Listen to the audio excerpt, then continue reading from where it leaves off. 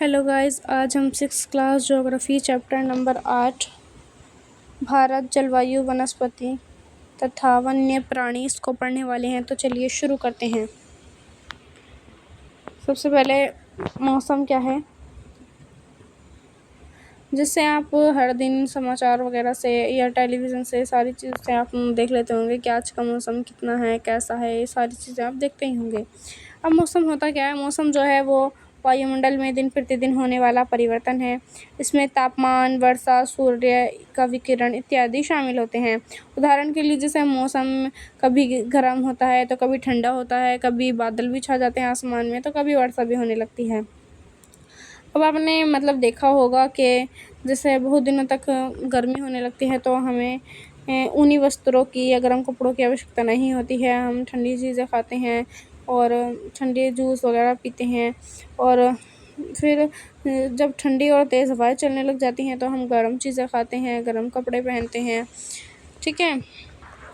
सामान्यतः भारत में प्रमुख मौसम होते हैं, जैसे दिसंबर से फरवरी तक का जो मौसम है वो ठंडा होता है, जिसे सर्दी कहते हैं।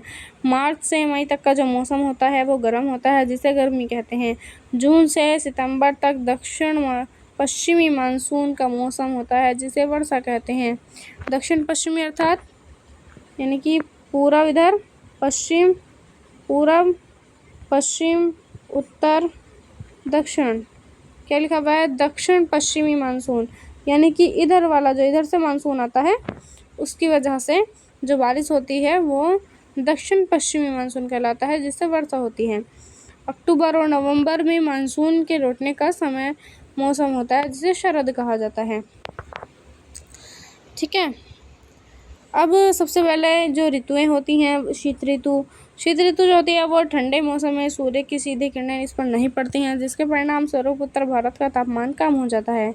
दूसरी होती है ग्रीष्म ऋतु। गर्मी के मौसम में जब सूर्य की किरणें अधिकतर सीधी पड़ती हैं, यानी कि एकदम सीधी पड़ने लग जाती हैं और तापमान क्या होता है बहुत अधिक हो जाता है। दिन के समय गर्म एवं शुष्क पवन बहती है, जिसे लू कहा जाता है। जैसे आपने भी सुना होगा कि लू वगैरह चल रही हैं, तो ये होती हैं जब गर्मी के मौसम में सूखी और गर्म हवाएं जो चलती हैं वो लू कहलाती हैं।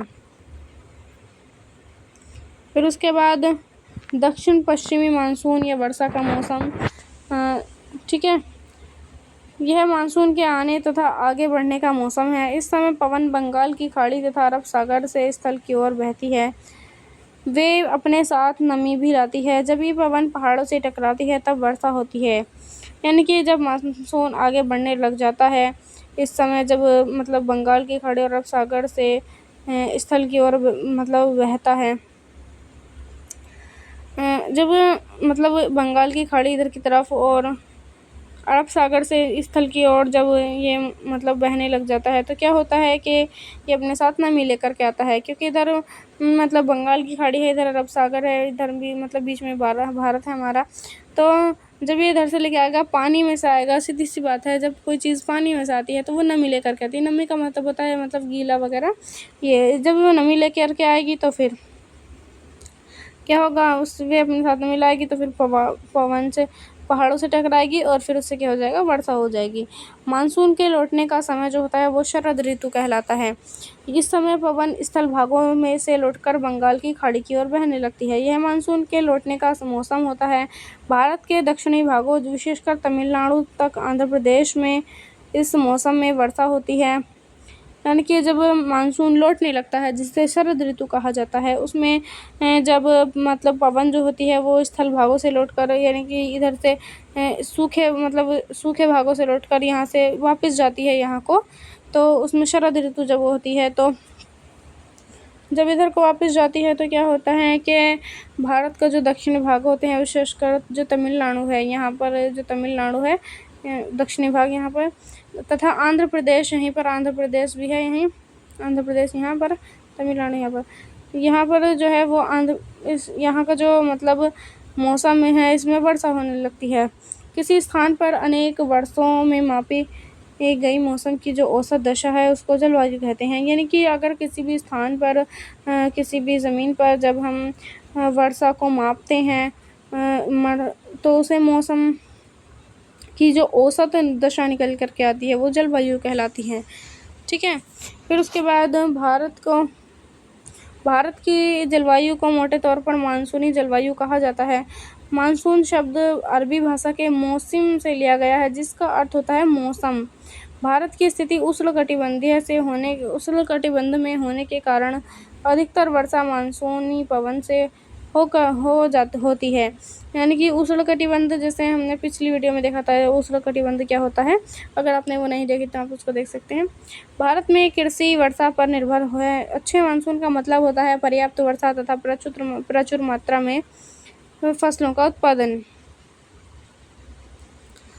अब किसी स्थान की जो जलवायु होती है उसकी स्थिति, ऊंचाई, समुद्र से दूरी तथा उच्चावच पर निर्भर करती है। यानी कि वहाँ की जलवायु कैसी होगी, तो वहाँ की पहले तो स्थिति और उसकी वहाँ पर ऊंचाई, यानी वो कितने ऊंचे पर है, उसकी समुद्र से दूरी कितनी है, उसका उच्चावच क्या है, यानी कि हाई टेम्परेचर, लो टेम्परेचर, ये सारी चीज़ें जो है मैटर करती हैं।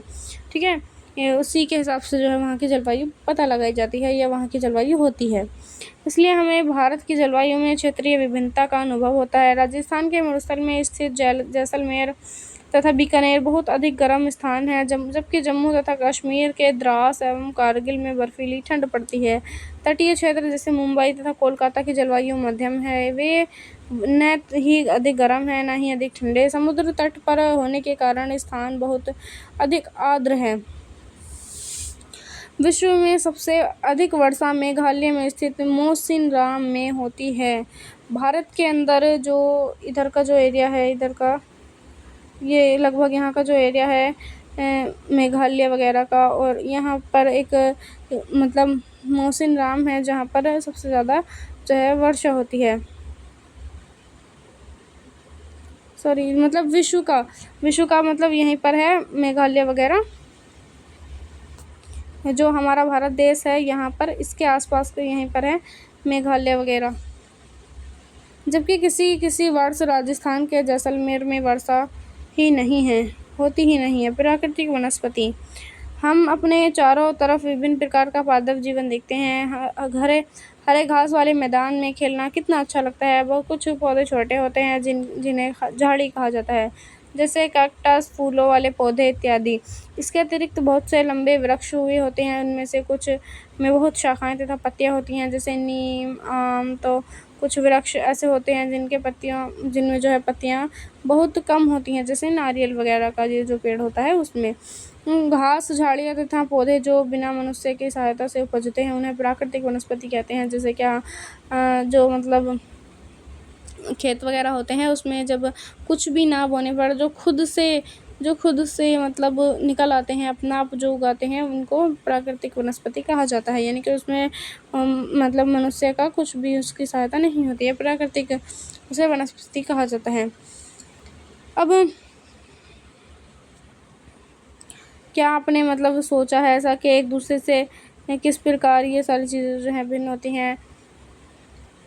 अलग अलग जलवायु में अलग अलग प्रकार की वनस्पतियाँ पाई जाती हैं। इनमें वर्षा की मात्रा सबसे महत्वपूर्ण होती है। जलवायु की विभिन्नता के कारण भारत में अलग अलग तरह की वनस्पतियाँ जो हैं पाई जाती हैं। हमें वनों की आवश्यकता आखिर क्यों पड़ती है? ये सारे मतलब लोग कहते हैं कि पेड़ लगाओ, ये सारी चीज़ें आखिर क्यों है इनकी ज़रूरत? वन जो है इनके मतलब जो इनके लाभ हैं उन पर हम बात कर लेते हैं। वो वन जो होते हैं हमारे लिए बहुत अधिक लाभदायक होते हैं। ये विभिन्न कार्य करते हैं। जैसे पेड़ पौधे जो हैं वो ऑक्सीजन छोड़ते हैं, जिसे हम सांस के रूप में लेते हैं, तथा कार्बन डाइऑक्साइड को ग्रहण करते हैं। और जिससे क्या होता है कि जब पेड़ होते हैं वो ऑक्सीजन छोड़ते हैं तो हमें सांस लेने में आसानी होगी, क्योंकि हम ऑक्सीजन लेते हैं। और जो कार्बन डाइऑक्साइड जब वो ग्रहण कर लेते हैं तो उससे क्या होता है, हमारा जो मौसम है वो उसके लिए काफ़ी फ़ायदा होता है। क्योंकि जो मतलब हमारा वातावरण है उससे क्या होता है, वो साफ रहता है, प्रदूषित नहीं होता है। पेड़ पौधों की जो जड़ें हैं वो मिट्टी को बांध कर रखती हैं तथा इस प्रकार के वे मिट्टी के अपरदन को रोक लेती हैं। यानी कि जो पेड़ पौधे होते हैं वो मिट्टी के कटाव को रोक लेते हैं। इस प्रकार से भी ये काफ़ी महत्वपूर्ण होती हैं। फिर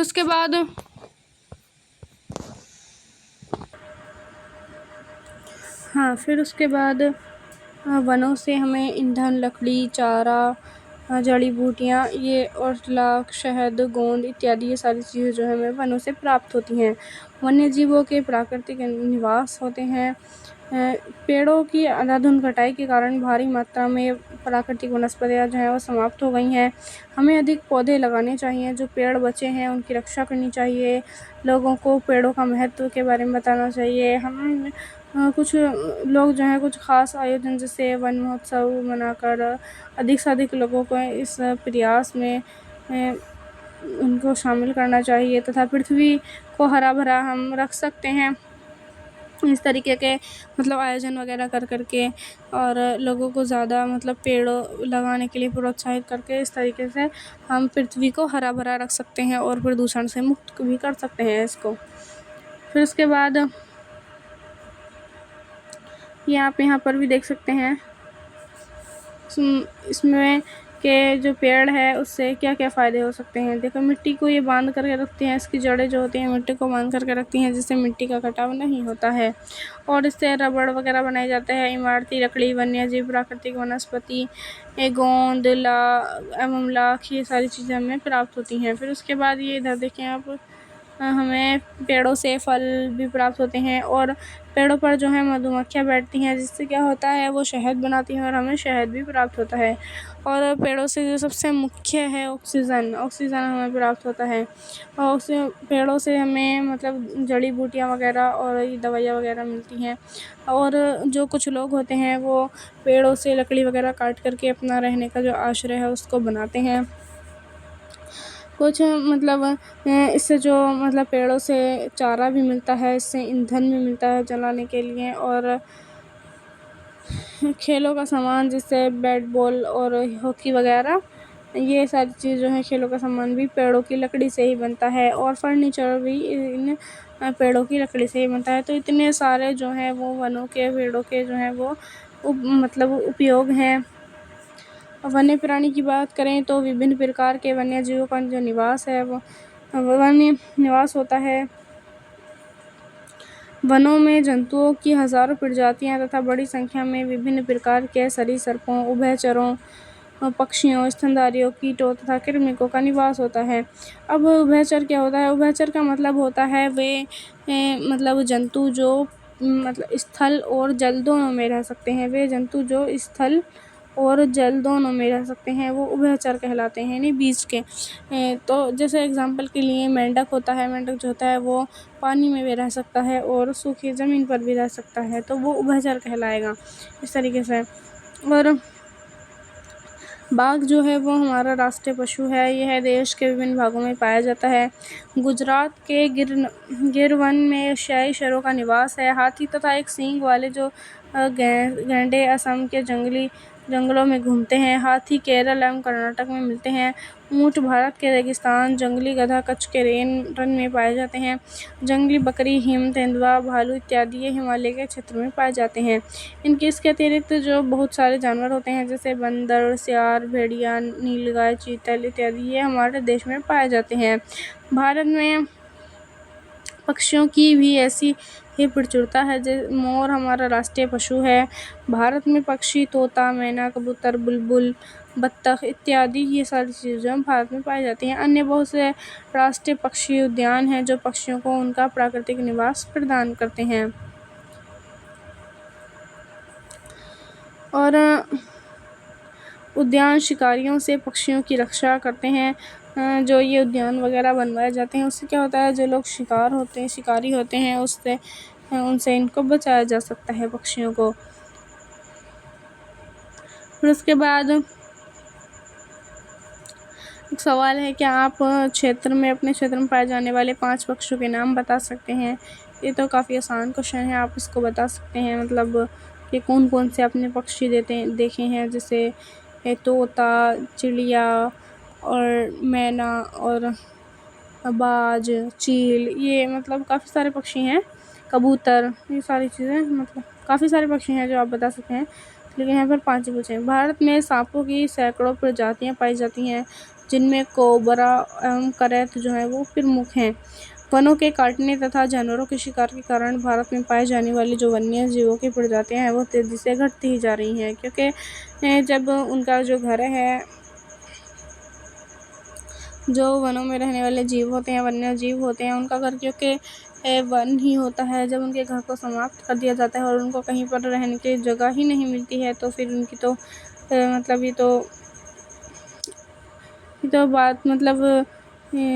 ये तो मतलब सही बात है कि फिर वहाँ पर जो उनके लिए रहने के लिए घर ही नहीं मिलेगा उन्हें, और कहीं उनके घरों को उजाड़ दिया जाएगा और वनों की कटाई कर दी जाएगी, उनके घर को उजाड़ दिया जाएगा और कहीं रहने के लिए जगह भी नहीं दी जाएगी, तो उससे उनकी जो संख्या है वो घटती ही जाएगी। बहुत सी प्रजातियां तो समाप्त भी हो चुकी हैं। उनको बचाने के लिए बहुत से नेशनल पार्क, पशु विहार तथा जीव मंडल आरक्षित क्षेत्र स्थापित किए गए हैं। सरकार ने हाथियों तथा बाघों को बचाने के लिए बाघ परियोजना एवं हस्ती परियोजना जैसी परियोजनाओं को शुरू किया है। फिर उसके बाद है कि आप भारत के कुछ पशु विहारों के नाम तथा मानचित्र पर उनकी स्थिति बता सकते हैं, ये सवाल है, ठीक है। फिर उसके बाद यहाँ पे देख सकते हैं, जब मतलब पेड़ों की कटाई वगैरह कर दी जाती है, वन्य जीवों की कटाई कर दी जाती है, तो लोग जो ये मतलब जीव होते हैं इस तरीके से भागना शुरू कर देते हैं।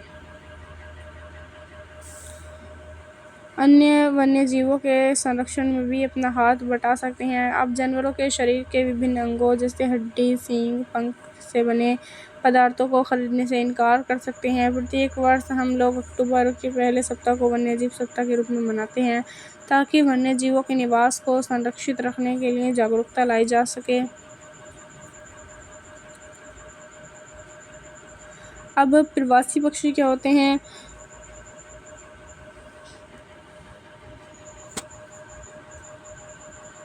प्रवासी पक्षी कुछ पक्षी पिनटेल, बत्तख, कर्लियू, फ्लेमिंग, ऑस्प्रे, लिटिल स्टिंट प्रत्येक वर्ष सर्दी के मौसम में हमारे देश में आते हैं। ये सारे जो पक्षी हैं वो हमारे सर्दियों के मौसम में हमारे देश में आते हैं। सबसे छोटी लिटिल स्टिंट, जिसका वजन 15 ग्राम होता है, आर्कटिक प्रदेश से 8000 किलोमीटर की दूरी तय करके भारत आती है। आप समझ सकते हैं कि मतलब सर्दी के मौसम के कारण जो है इतने सारे पशु पक्षी जो है इधर से उधर, जैसे क्या मानव है, अगर एक जगह पर वो रहने लग जाता है और वहाँ पर जब गर्मी का मौसम आता है तो फिर वह ठंडे प्रदेशों में जाने लगता है घूमने के लिए। इसी तरीके से ये भी पक्षी हैं जो घूमने के लिए आते हैं भारत में,